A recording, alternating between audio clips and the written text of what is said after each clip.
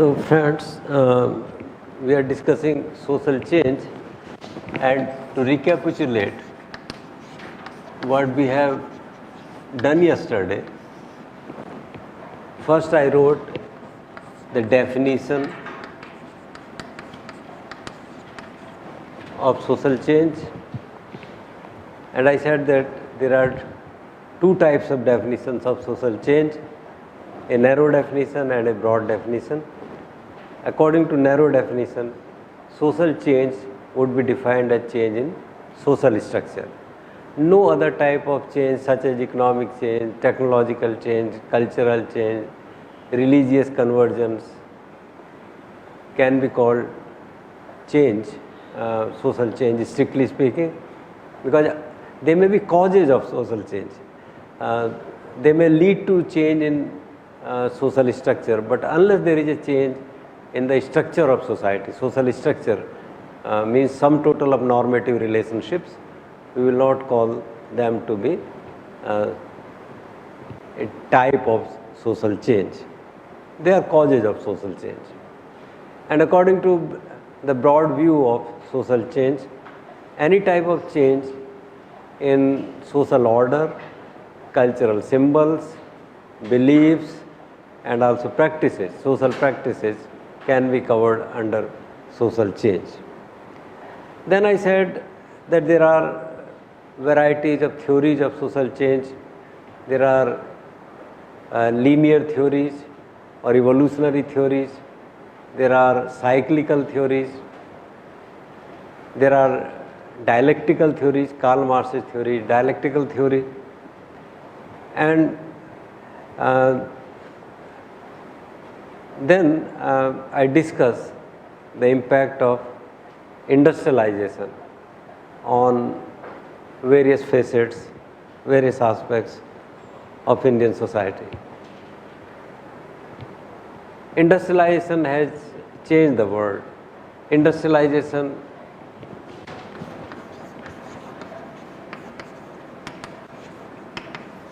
has many ramifications. Industrialization changed the nature of work, division of labor. In Gisbert's book, work is defined in a particular manner, and it's important to see the definition of work because he wants to make a distinction between work, unemployment, and leisure. According to Gisbert, unemployment is the involuntary absence of work, which means that a person is available for work, but there is no work. In Indian census, we defined work in a very standardized sense that we divide the whole population of the country into two parts, workers and non-workers. There is no definition of work as such, but the census enumeration says that there are some people who have worked during the preceding year for any part of the year. That means work may be done for one day or work may be done for an entire year. Then we divide workers into two categories, main workers and marginal workers. Those people who have worked for 6 months or more, they are called main workers. And those who have worked for less than 6 months, they are called marginal workers.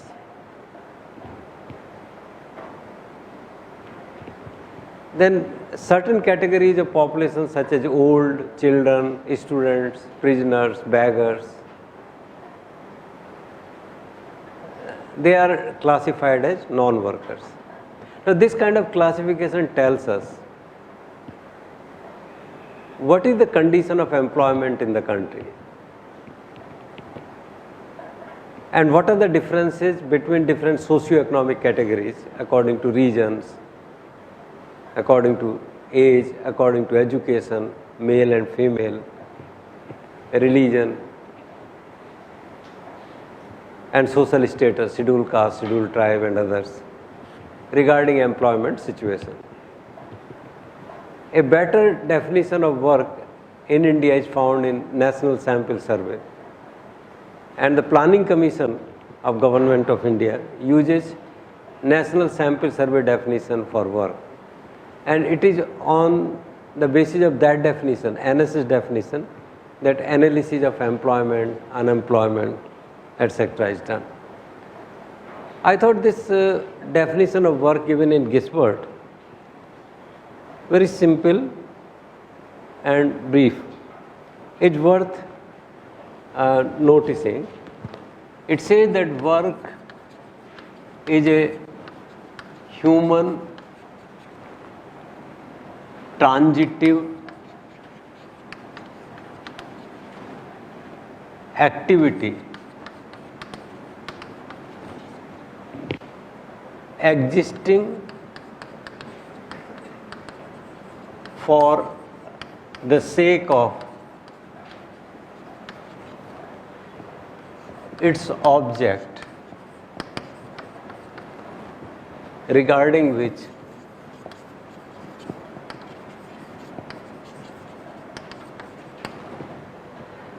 society acts as its norms and destination. Since this is a definition, I thought that I will just write down the definition on the board. Work is a human transitive activity.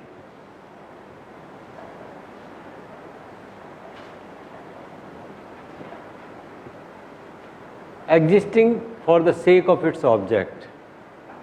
Here the meaning of the word transitive is that anybody can do the work. It's not one or two persons, one or two workers, specific work. It's not specific workers. Anybody can do the work. Agricultural work, industrial work, insurance, banking, anybody can work. It's not that one particular person only has to work. It's work, it's objective. Anybody can work. Existing for the sake of its object, there is some purpose of work. And regarding which society acts as its norms and destination. Associated with all kinds of work, there are norms, professional considerations, ethics, values, certain social expectations. And in that sense, work is an institution. Working hours, for how long you will work, rewards, qualifications, exactly in what manner you will work. If there are any values or ethics associated with work, that is all social. Work is a social activity. Why does he say so? Because Gisbert distinguishes work from unemployment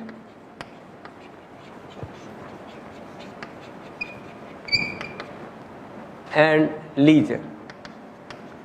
In case of leisure, work cannot be disassociated from the worker.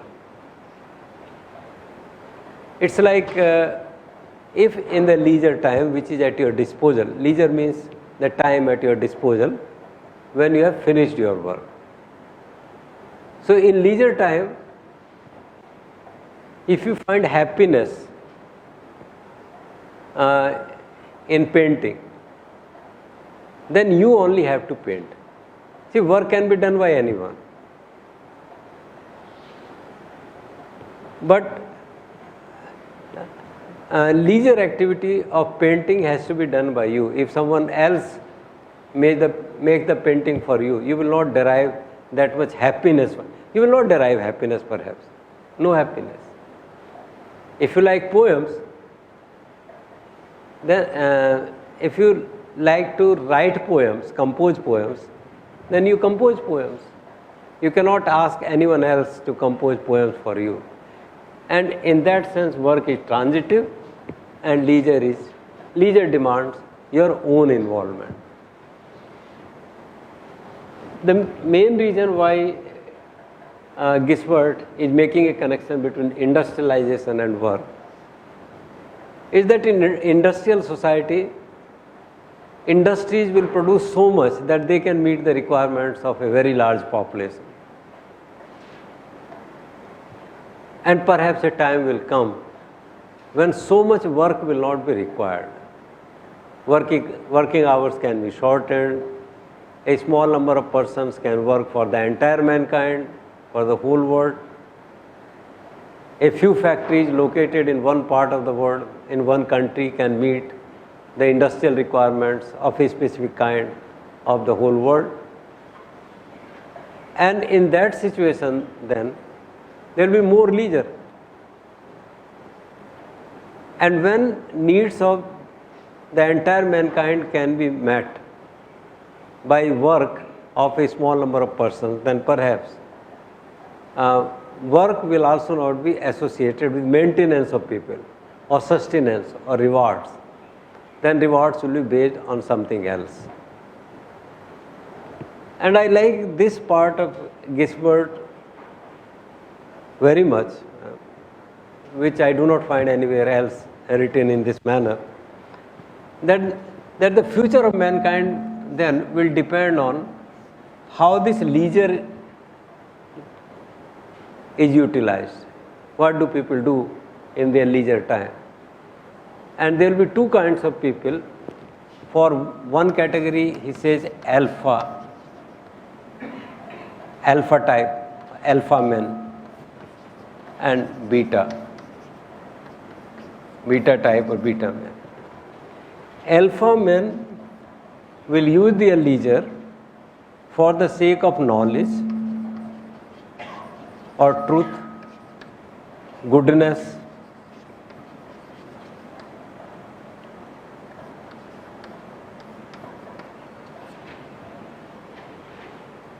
beauty.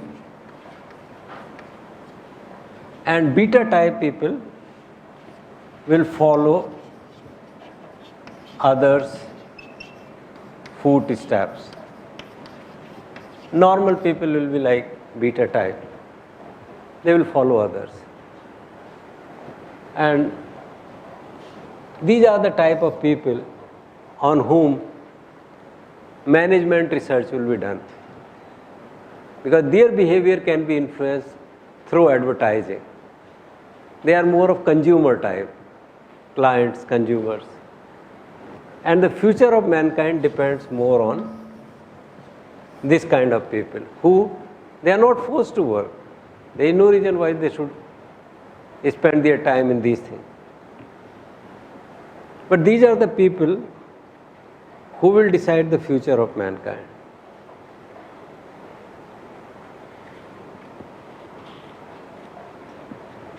Because on their own, they have an intrinsic motivation to pursue what they want to pursue. Let me read one paragraph from here.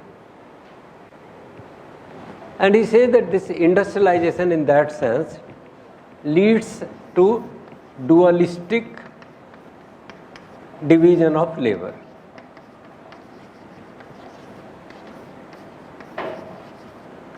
There is a dualistic division of labor. Not division of labor in the sense of work. There is division of labor in work. According to Emile Durkheim and his contemporaries who have written on industrialization, the term division of labor was used for division of various types of occupational activities. Now this dualistic division of society since labor is not so important now. So he feels that society is a more appropriate term. So dualistic division of society into two types, alpha and beta. I am reading. If the situation were essentially such as has been foreshadowed in these pages, it is quite probable that the cybernetic society, cybernetic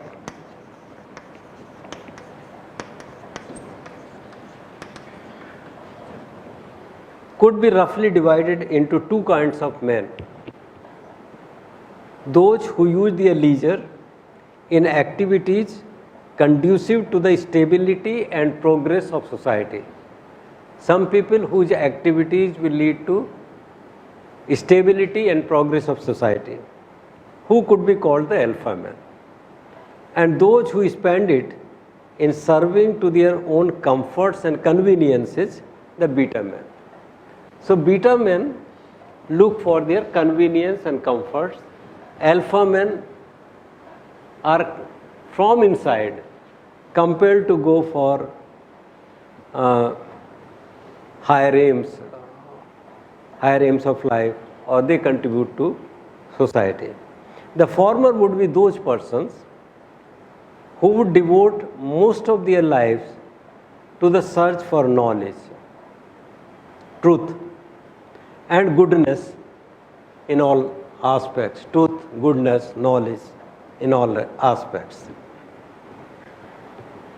This would amount to a modern version of good life to use Zen, as was the ideal of the sages of the old. Zen is one form of Buddhist philosophy which was and is still prevalent in Japan. These would be the men on whom the future of society would depend. Among them, we would find eminent philosophers, educators, and humanists, as well as scientists, technologists, jurists, and statesmen. Their degree of eminence would be defined by society through the institutions designed ad hoc. Beta men, on the contrary, would be the ordinary citizens, devoted to the ordinary pursuits of life, more intent on enjoying the fruits of the tree of progress than on helping it to grow. In practical life, they will be more likely to follow the lead given by others than to initiate action, to assimilate ready-made opinions by the press and mass media of communication than to think for themselves, though they will talk, discuss, and vote on these concepts as if they were their own. They will pretend as they are expressing their own views, but actually their views are all formed by the media. So in the future, in industrialization, the future society will be divided into two types of men. And what will happen to society will depend on the activities of alpha type rather than beta type. There are some people who will go for convenience, comforts, and their action will be determined by information, media, their understanding of what others feel, do, believe.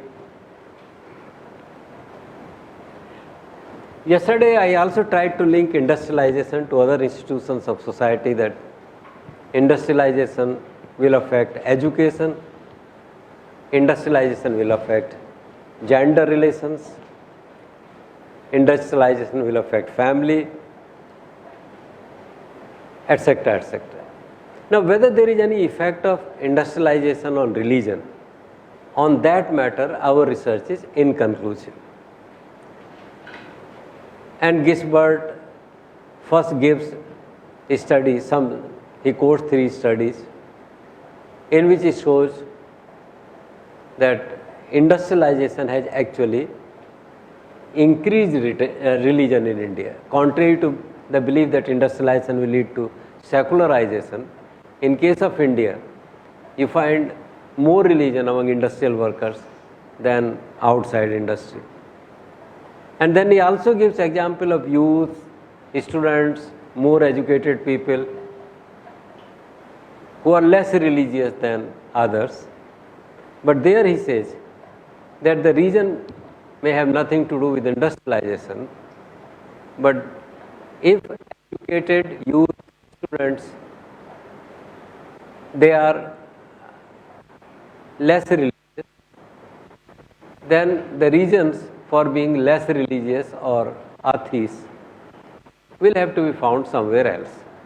Maybe in change of values, maybe experiences, maybe the milieu, condition, total conditions, social conditions in which they operate. So, he said that the relationship is inconclusive. And sociological literature, this is one, sociology of religion is one very important area of research. And research in this field has shown that contrary to beliefs of sociologists, Emile Durkheim, Karl Marx, everyone, at one time everyone thought that industrialization will lead to secularization, but this has not happened. The nature of religion may have changed, and in some countries church attendance may have declined, and religion may be taking a much more spiritual or personal dimension, but people do believe in religion. And in that context, I would say that Talcott Parsons explains this much better than other founder fathers of sociology. Because for Talcott Parsons, religion is the search for meaning. Religion is man's response to conditions of anxiety, uncertainty, unpredictability. And man wants to find reason behind unreasonable things, behind injustice, behind exploitation, behind poverty. And religion provides some kind of meaning. Then religion makes people fight or bear the tensions or stresses of modern life much better. So like this, industrialization affects various institutions of society. Now in this context, Gisbert also says that industrialization will lead to a cybernetic society. The concept of cybernetic society was given by Norbert Wiener.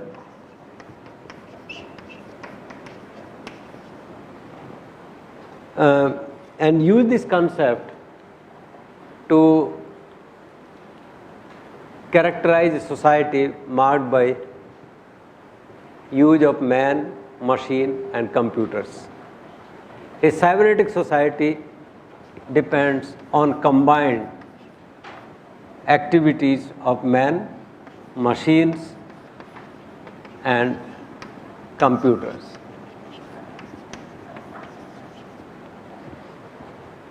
People have used different terms for more advanced society like affluent society, knowledge society, service society,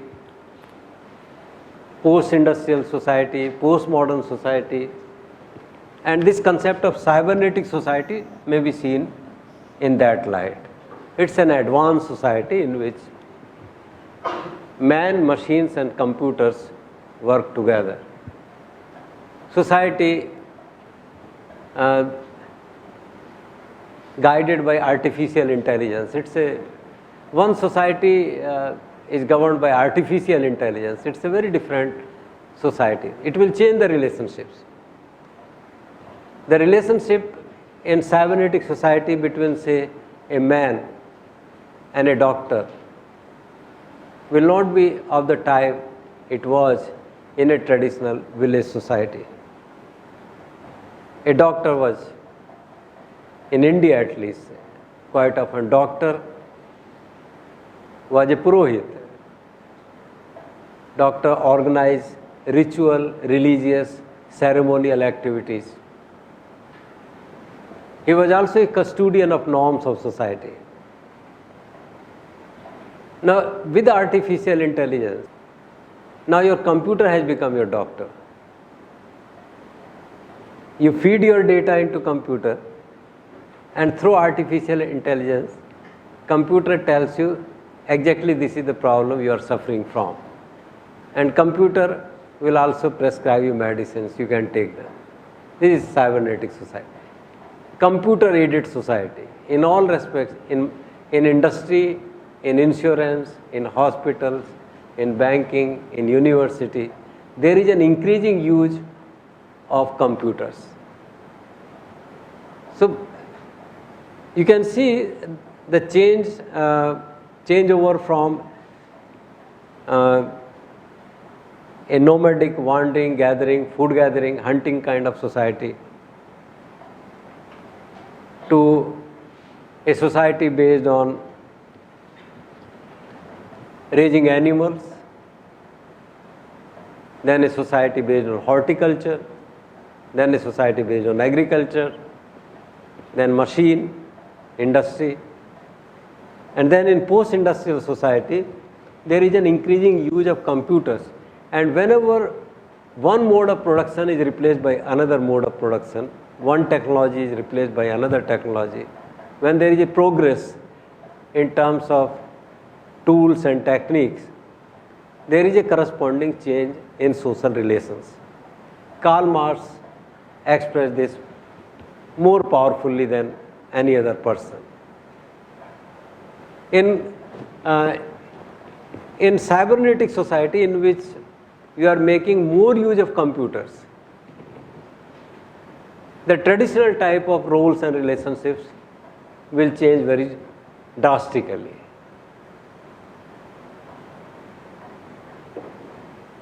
Even classroom, I don't know, classrooms may continue, but in cybernetic society, in more advanced society, in say an educational institution like IIT, 20-25 years from now, I don't know what will be the utility of class, because the lectures by faculty members of IIT Kanpur and also lectures of the best universities and institutes, Harvard and Chicago and Cambridge, will be available on YouTube. If you want to study social change, yesterday I sent you one link in which Professor Yogen Singh, who is one of the most eminent professors of sociology, he taught in JNU, now he is retired, he is speaking on social change. Now, I think you should see that lecture, and when such lectures will be available to students on YouTube or maybe on much more improved varieties of space, why should they come to class? The nature will change. Then the nature of organization of educational institutions will have to be changed. I don't know what that will be. A postmodern, post-industrial, cybernetic society is becoming much more unpredictable. We can't say what will happen in the future, but yes, we are moving in that direction. Now this cybernetic society is also leading to three things. One, we have seen dual division of society. The dual division of society in terms of how people utilize their leisure time.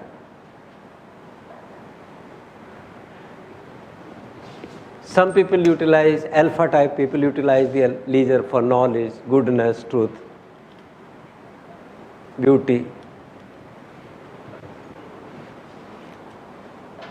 Then there is growth, that is because for everyone there is growth of leisure. And third, social and individual disorganization.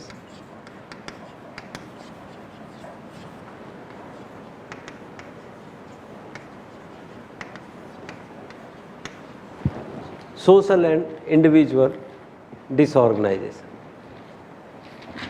So this is okay, growth of leisure, since with the help of machine and computer, you can produce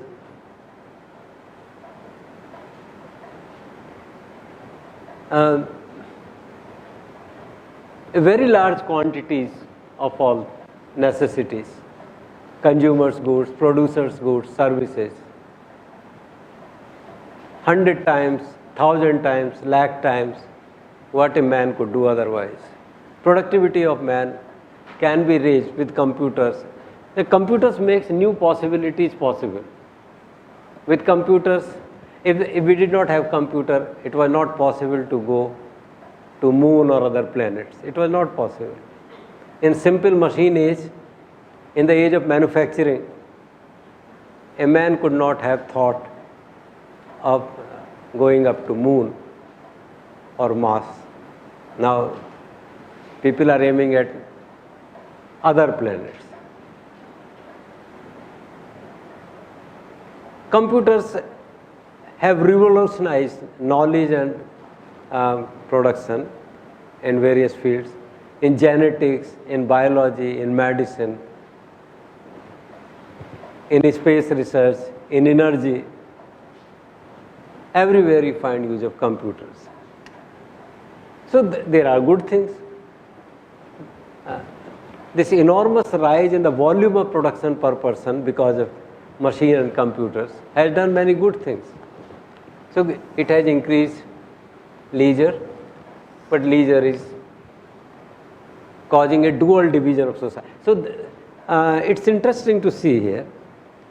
We have discussed for quite some time the nature of social stratification, how society gets divided into different ranks, which can be arranged hierarchically on the basis of wealth, prestige and power.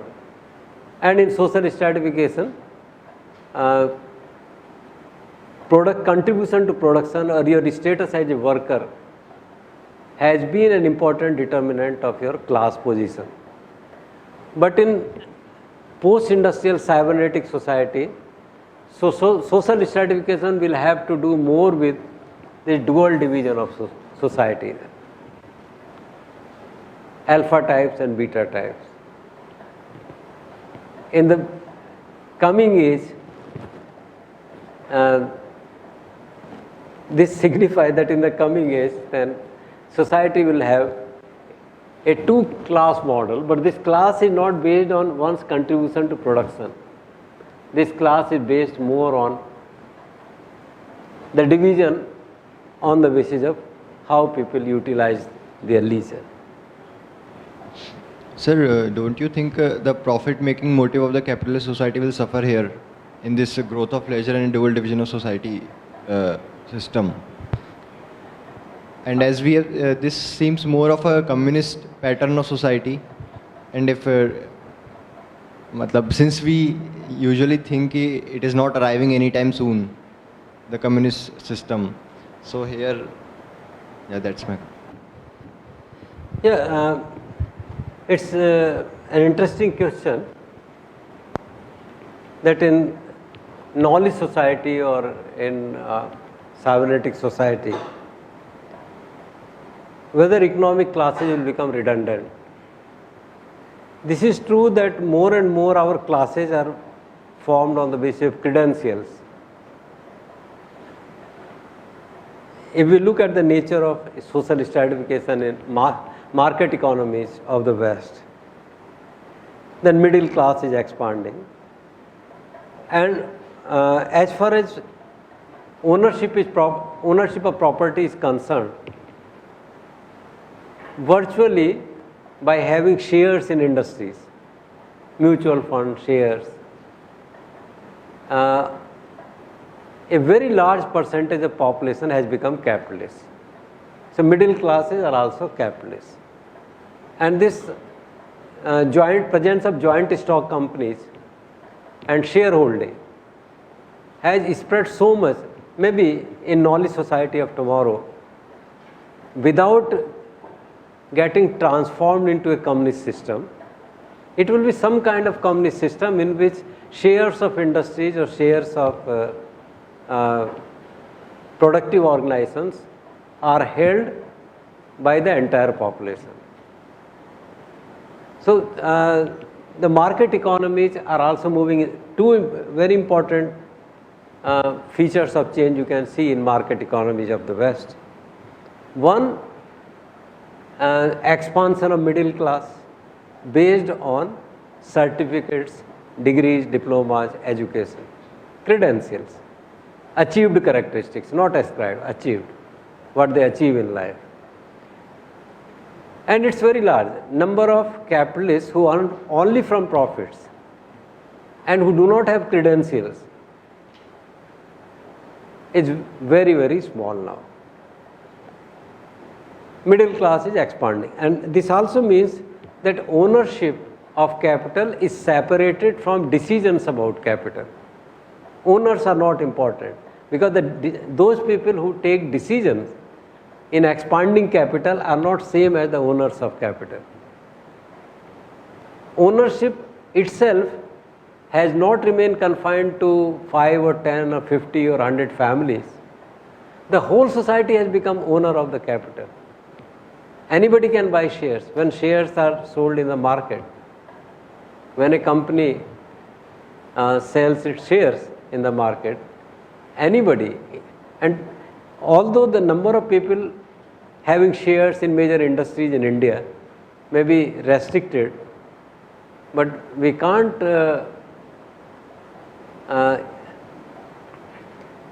say that this will not happen in India. We can't rule out the possibility of a large number of Indians, at least the majority of urban people and a small proportion of rural people having shares of major industrial companies, and in that case everybody will become owner.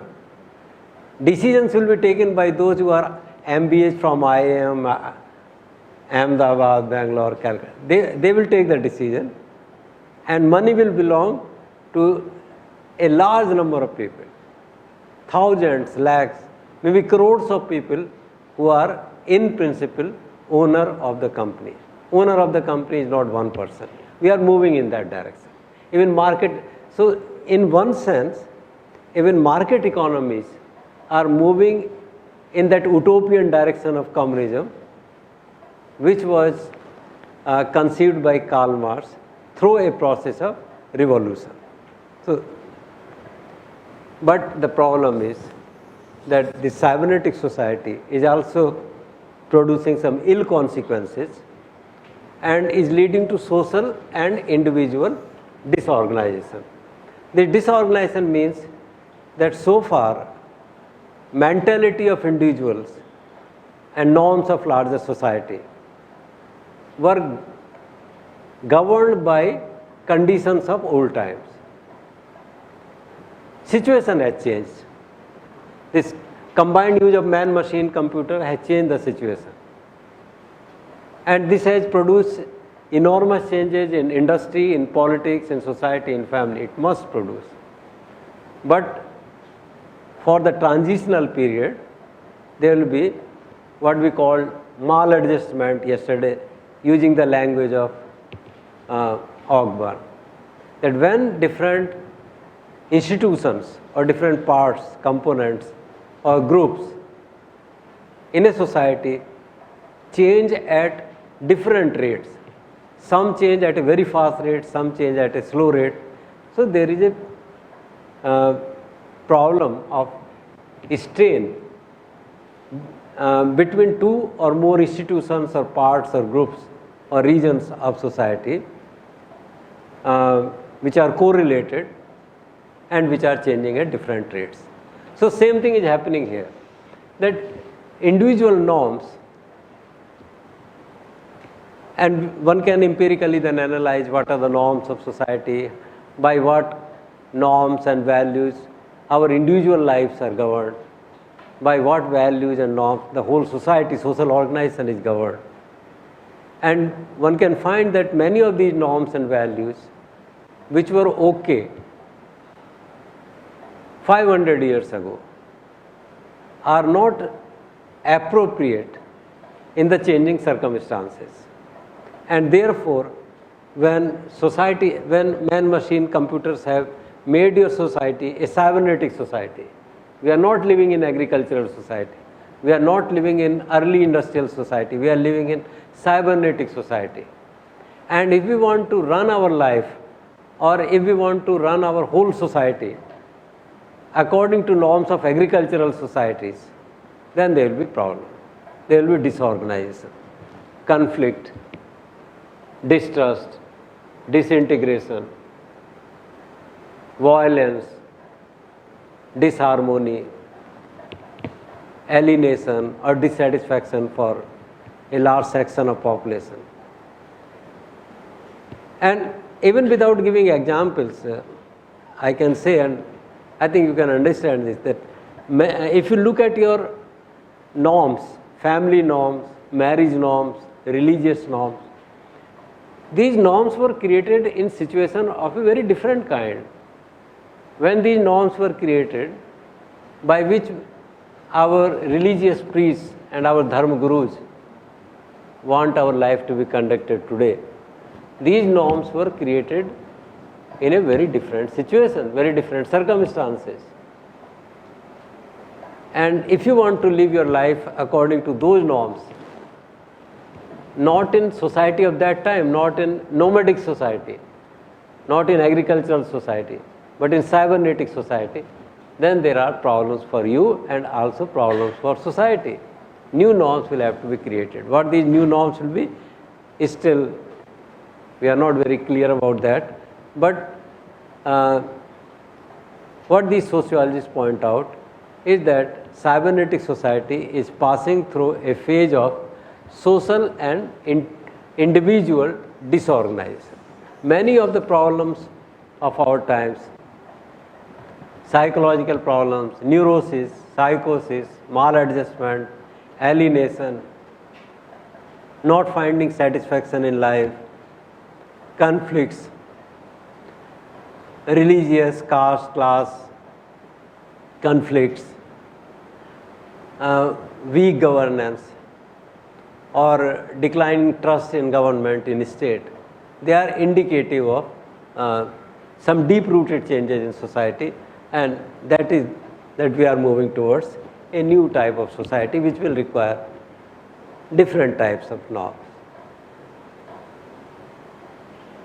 It appears that to Gisbert it appears, though one can debate whether this is going to happen or not, that this new society will be divided more on the basis of how people use their leisure time, not on the basis of anything else. And there will be alpha type and beta type. With this, we take up another idea of social change, and that is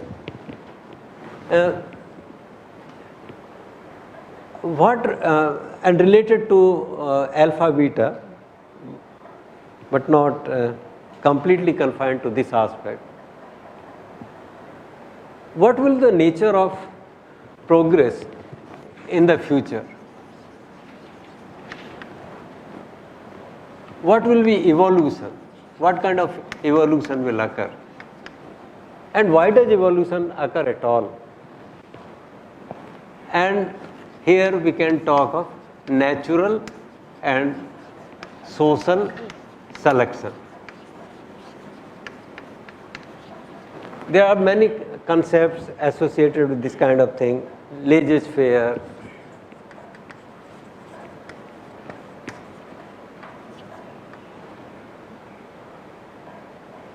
survival of the fittest,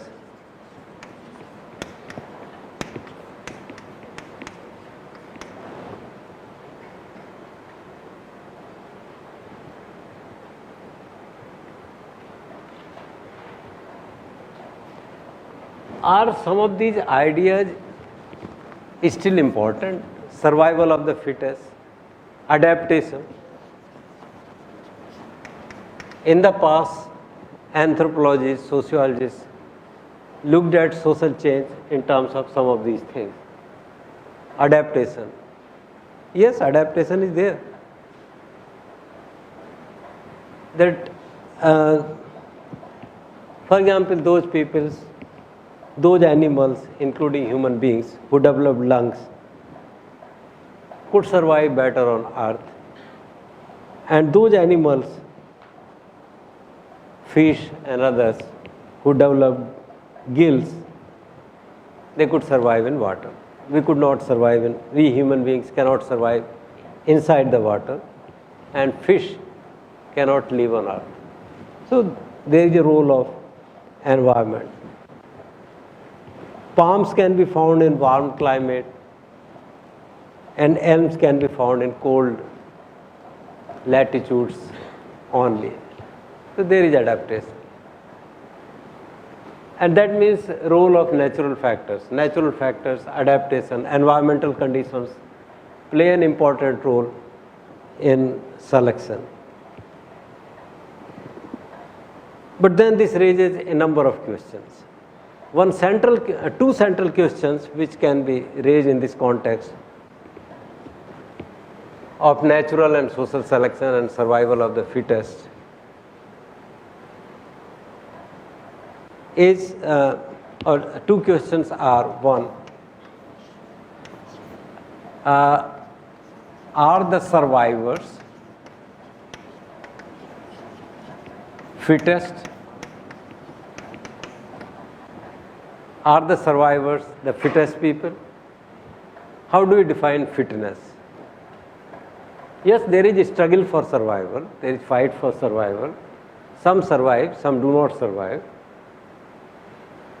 But how do you define fitness? Is this fitness purely physical or intellectual?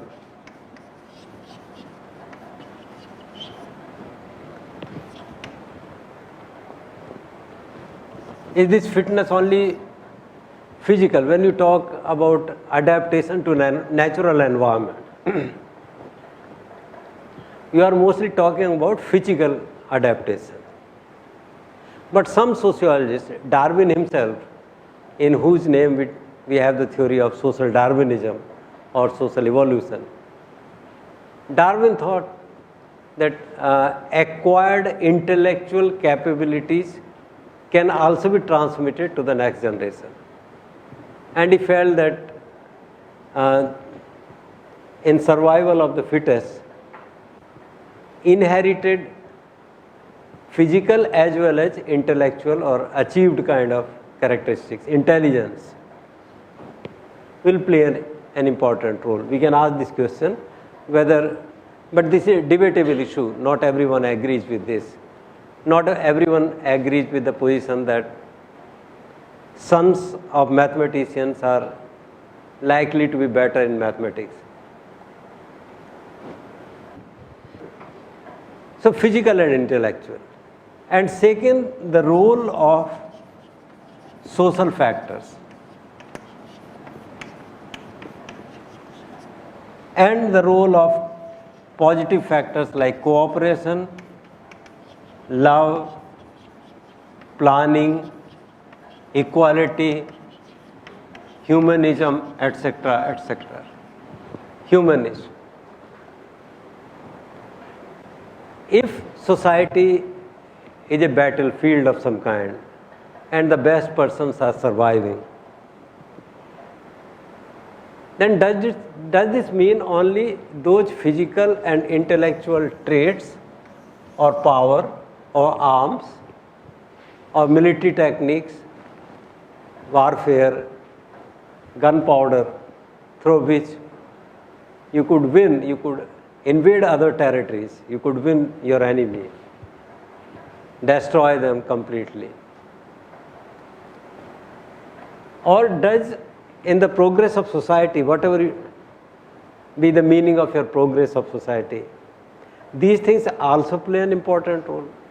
Is there any role of equality, humanism, cooperation, equilibrium, empathy, justice, or virtues, values and ethics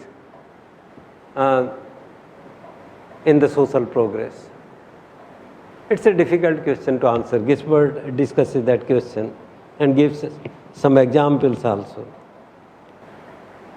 I was reading some time back, I thought that today I will read a paragraph from this book. Some time back, I read a book, this title is Genghis Khan. In Hindi, we say Changiz Khan. And this is a book, a very authentic research-based book on Changiz Khan, or Genghis Khan. In one paragraph, it says, Genghis Khan's only redeeming quality in Voltaire's play was that he reluctantly recognized the moral superiority of the better educated. The more I see Voltaire's quoted Genghis Khan as saying, the more I must admire this wondrous people, great in arts and arms, in learning and in manners great. Their kings on wisdom's basis founded all their power. Genghis Khan ended the play with a question. What have I gained by all my victories, by all my guilty laurels stained with blood? To which Voltaire answered, the tears, the sighs, the curses of mankind. And with these words, Voltaire himself began the modern cursing of the Mongols.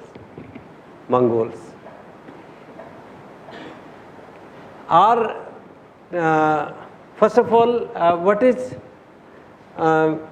fitness? And if you define fitness in terms of survival of the fittest, Darwinist, social Darwinist, or evolutionary principle, then it's not clear what is the meaning of fitness. If fitness is only physical survival or ruthless elimination of other tribes or other countries or other populations. Is that really fitness? And does history show that only ruthless people have survived or ruthless people have won, and simple, peace-loving, cooperative people living according to principles, justice, ethics, they have always suffered? And has there not been any role of these positive ethics or virtues in progress of mankind? So social change must, any discussion on social change must answer some of these questions. When I was reading this word, many examples were coming to my mind. It's physical fitness, like you all have heard about this, maybe you have read one or two books of this person, Stephen William Hawking. He was the director at the Center of Theoretical Cosmology in Cambridge University. He is completely paralyzed. Quite early in life, he is completely paralyzed. And for 30 years or more, he has been professor of mathematics in Cambridge and then the director of the Center of Theoretical Cosmology. And he is known for his first class, original, and very valuable research on black holes. He is the person who showed that black holes also release some radiations, and his contribution to theory of relativity, string theory, that is very well known. Completely paralyzed. So is physical fitness in the life of individual or in the life of society, is physical everything? And where shall we place the contributions of these people, like around 1938, when China was invaded by Japan? Mao Zedong,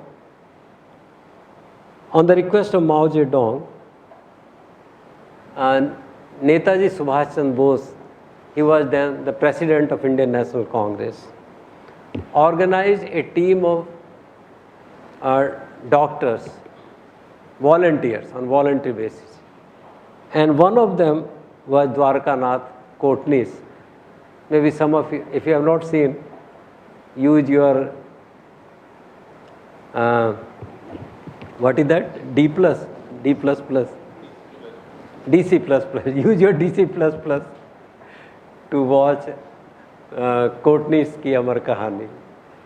This man goes to China and serves the wounded soldiers of China in Japanese invasion.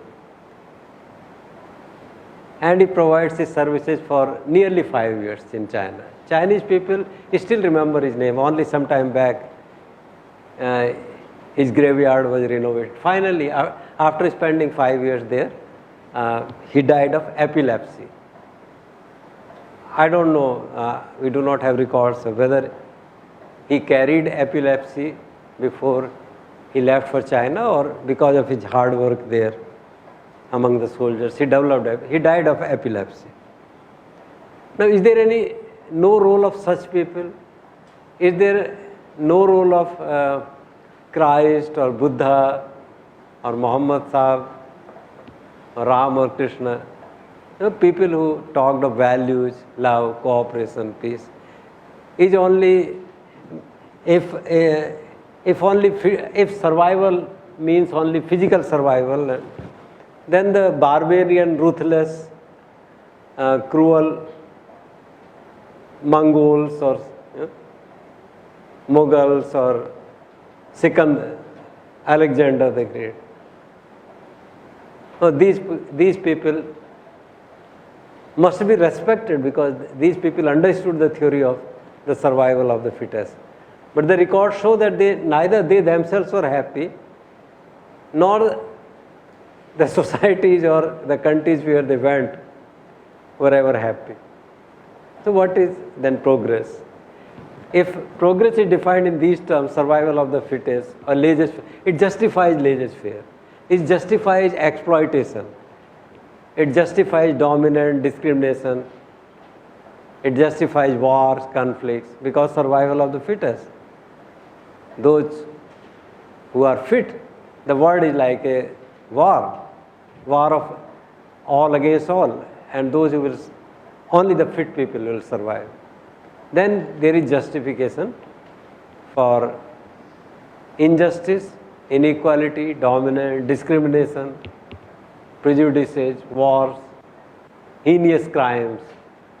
And you must sing the glory of Alexander and Genghis Khan, Muhammad Ghori. We must worship them, and we must be like them only. We must teach our children, our society, our students in classroom to be like Genghis Khan, because survival of the fittest is the right perspective on evolution. But Gisford seems to be on the other side, that these positive things, virtues, to contribute. What is more important for progress, or what will be found to be more important for progress of mankind subsequently, whether these negative traits or positive traits, only future will tell us. But the aim of this chapter was to reject the theory, evolutionary theory.